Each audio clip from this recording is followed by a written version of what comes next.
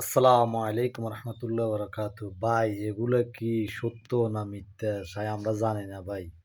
আসলে অনেকজন অনেক রকম করিয়ে এনে মনে করেন বিউ কামাইতেছে, ওরা বিউ ব্যবসায়ী, কথা বুঝছেননি। হাদি বলে মরে নাই, এগুলো কোনো কথা ভাই? বলেন তো ভাই, আপনারাই বলেন, আমরা বলবো না ভাই। আসসালামু আলাইকুম আদরের ভাই বোনেরা। হাদি মরে নাই, হাদিকে অন্য দেশে রেখে এসেছে এই সুদি ইউনুস। এটা অন্য মানুষের লাশকে দাফন করা হয়েছে। আপনারা যখন হাদির লাশ বাংলাদেশে আসছে, কেউ কি দেখতে পেরেছেন? কাউকে দেখার সুযোগ দিয়েছে যে কেউ একটা ছবি তুলবে লাশের? দেখতে দেয় নাই। সুদি ইউনুসের সবগুলি মাস্টার মাইন্ড প্ল্যান করা। হাদি মরে নাই, ওর লাশ যেখানে আছে, যে কপিনে আসছে, ওই অন্য অন্য ছেলের নাম লেখা ছিল, হাদির নাম লেখা ছিল না। ওই কপিন কেন? ওর কপিনের ভিতরে ওর লাশটা আপনাদেরকে দেখতে দেয় নাই। কেন দেয় নাই জানেননি?